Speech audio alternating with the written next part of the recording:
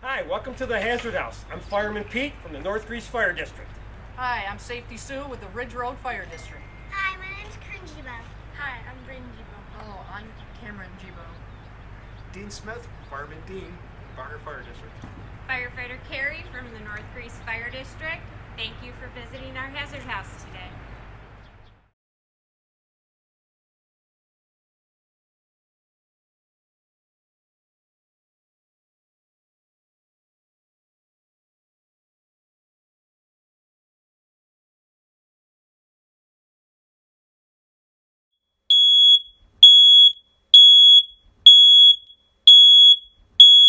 Welcome everyone. I'd like to welcome you guys to our Hazard House Safety Trailer program.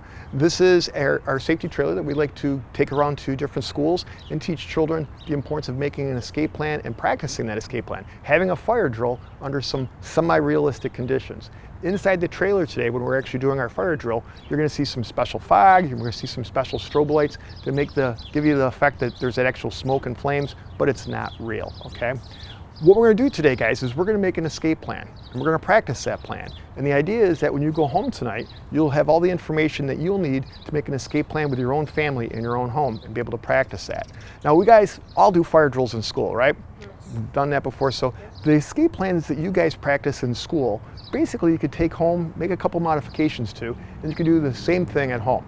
Now, when you do your fire drills at school, there's a fire alarm system. It's really loud. It rings throughout the entire school.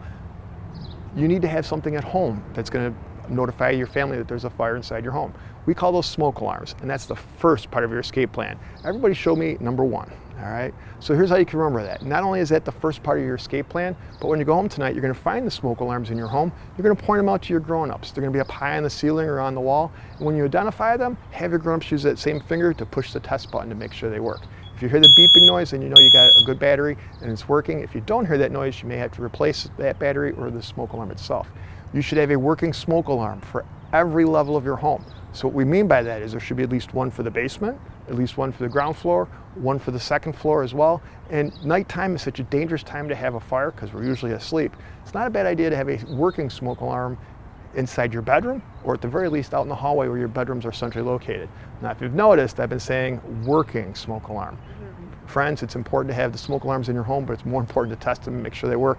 Because if they're not in good working order, just a piece of plastic hanging on your ceiling, that can actually give you a false sense of security in your home. So make sure they're in good working condition. Now, when the fire alarm goes off at school and starts the drill, everybody usually stands up and you walk out the door, out the hallway.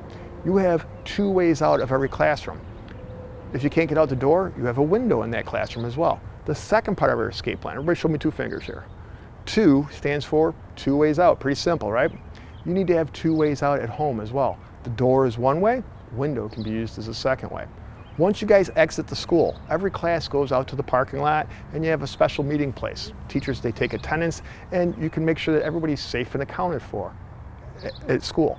You need to have a meeting place at home as well. And how we're going to remember that is everybody show me three.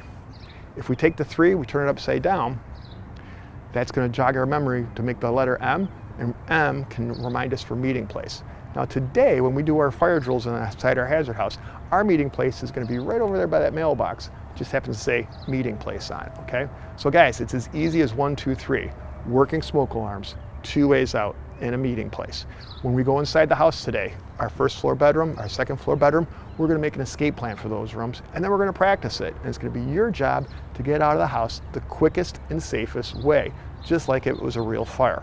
As I mentioned earlier, you're going to see some special lights and you're going to see some special fog, and we're going to pretend that that is real smoke and flames. When we see smoke, we want to get low to the floor. The smoke is poisonous, we don't want to breathe it. Down low by the floor is where the fresh air is, it's a lot cooler and we can see better, and this is why we want to be on our hands and knees to escape from that burning room. As we're crawling down that hallway, we may come to a door.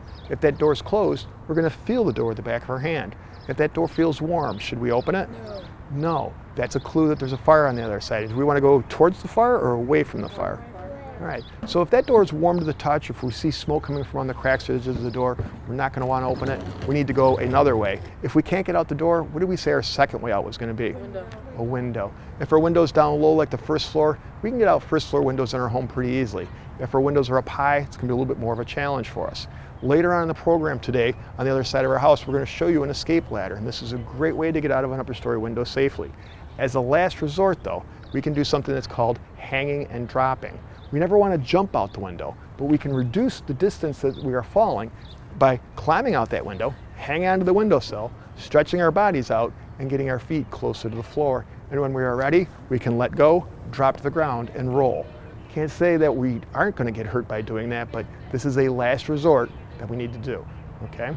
So we call that hanging and dropping. Are you guys ready to go inside the house now? Yeah. All right, let's do it. Welcome to the first floor of the Hazard House. Today we are going to work on making an escape plan and practicing it. The first part of our escape plan, we use our fingers as a clue, is working smoke alarms. Very good. Point out the smoke alarm in this room. And we also have one in the hallway. We know they work because we tested them this morning. How many times a month should you test your smoke alarms? Once a month. Very good. And if you can't reach, who should do it? Your grown-ups. Yes, very good. Second part of our plan is two ways out. Very good. 2 ways out. Point to the first way out. Door. Always want to try the first way you came in. If that is blocked, what is our second way out? Window. Very good. Now this is a small room, isn't it? Yes. But it is a very safe room because we have those 2 ways out. Now, third part of our plan, we take that 3 and turn it upside down. What letter does it make? M. M stands for what? Meeting. Meeting place. Very good. Do you know what our meeting place is today? Yes. The mailbox. The mailbox. When you leave the Hazard House, where should I see all of you? On the ground. By the mailbox. Very good. I want to be able to count and make sure all 3 of my students are outside. Very good. The door we came in says exit on it. Now, whenever you see a door that says exit, that leads you to the outside. The door to the right is a closet. Do we ever want to hide in a closet? Do we ever want to hide under our beds when we hear a smoke alarm going off? No. The only safe place to be when there's a fire inside your house is to be where? Outside. Very good. Now, boys and girls, we tell you to sleep with the door closed at night. It helps to act as a barrier against smoke, fire from coming into your room. Although sometimes smoke can still come in from under the door crack or in through the vents, and if you see or hear the smoke alarm going off, you want to get where? Oh, there's smoke in our room. We need to get down on our hands and knees under that smoke. Feel that door. Why do we feel the door? Just in case To see if it's hot. Is it hot? No. Back of your hand? No. Go ahead and slowly open the door. Get behind it. Slowly open that door. Can you see your way out? Is there fire? Go ahead. Even if there's a little smoke, you can still crawl under it. You don't have to feel the exit door because where does it lead you? Outdoors. Outside. Go ahead and open it.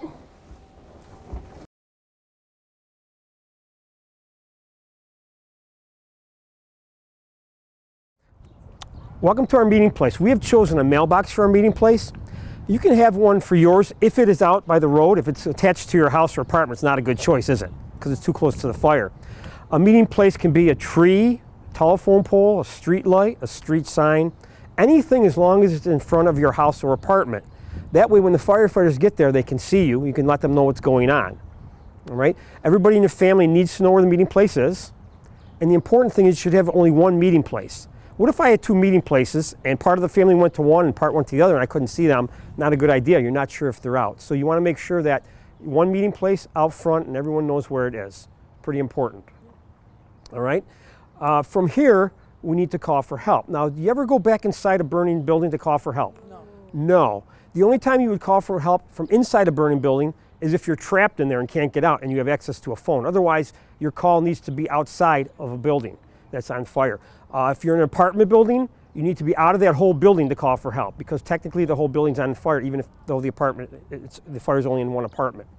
So we need to call for help. If you don't have a phone with you, where's a good place we can call for help? What do you think? Like the road on the side of the roads. You could. A lot of people going by have cell phones. You could probably flag someone down. Where else? Say it's the middle of the night and there's really not a lot of cars going by. Where do you think we can go? We can go to a neighbor's house. Turn around and look over there. We just happen to have a neighbor's house right over here. So let's go over to our neighbor's house. All right, we're at our neighbor's house and we need to call for help. So we wake them up, ask to use their phone. A lot of times they might hand you a cell phone, and most people have cell phones. A lot of people don't even have landlines anymore. Those are phones connected to their houses. So you probably know how to use a cell phone, I'm sure. There are different types of cell phones. I'm not going to talk about them today, but know how your family's cell phones work. It's very important.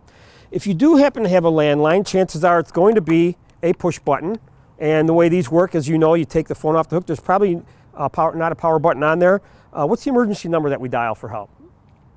911. So you want to press the 911 on that to show me how you do it? 911. Pretty simple, right? Okay.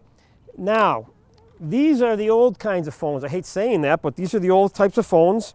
There are not very many of these out there anymore. We're still going to talk to you about it, just in case you're at someone's house. Maybe it's an elderly person. This is the type of phone they have, and something happens to them. You need to call for help. The way this works, we take the phone off the hook, we call it. Go ahead, I'll let you dial it. Put your finger in the slot, spin it till it stops. 911. Very good, and you're ready to talk. Okay, when we call 911, someone called a dispatcher is going to answer the phone, and they're going to ask you questions. They're going to ask you, the first thing they're going to probably ask you is your address, or where you're calling from. So you need to know your address, house numbers, street, things like that. They're going to ask you your name. They're going to ask you what the emergency is. So you need to be able to do that, okay, when you call. All right, does anybody want to try a call? You want to try a call? All right, let's do the rotary dial phone here. I'll be the dispatcher. Take the phone off the hook, put it up to your ear. Okay.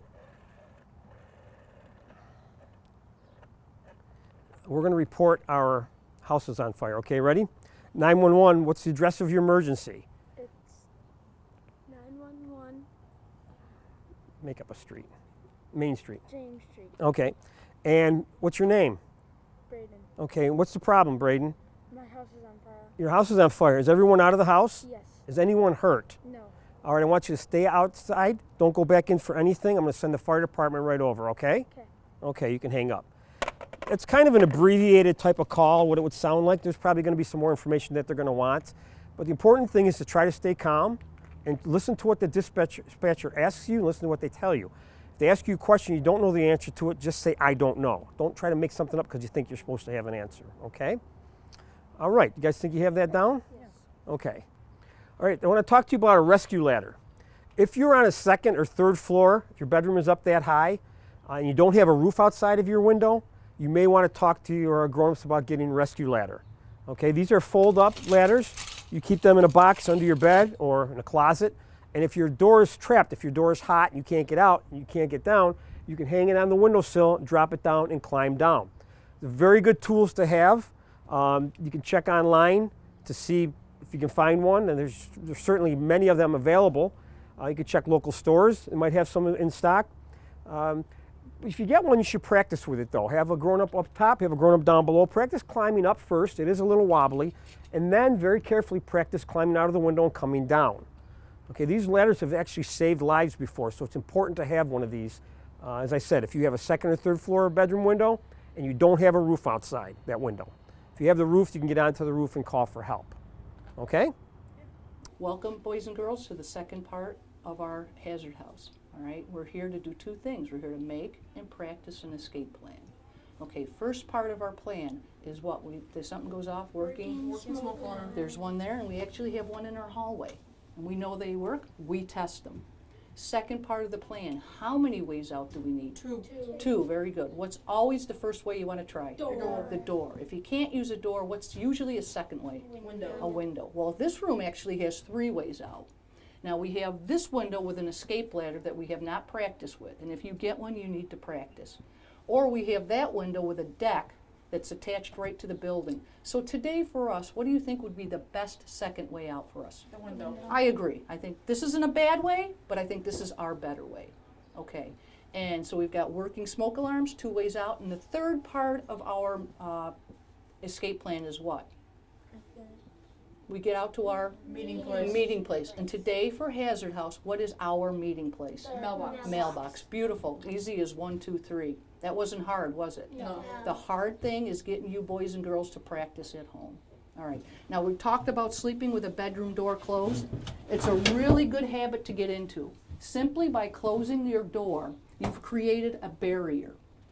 And if there was a fire somewhere else in your home, that door is going to slow the smoke and fire down. It's not a perfect way to stay, all right? Because if the fire's inside, where do we have to get? Outside. Outside. Perfect. So we're going to practice now, all right? We're going to pretend it's 3 o'clock in the morning, and somewhere in our home there's a fire. What's going to let us know there's a fire? Working smoke alarm. Working smoke alarm. There it is. So we need to get down low, right? We don't know where it is. What's our first way out? Door. Go over and feel the door with the back of your hand. You always want to use the back of your hand. Hot or cold, hon? Cold. All right, so get in the corner because you want to use that door as a shield. Open it. Be careful putting your foot. Can we get out that way? No. So close the door. We don't want to let that smoke in.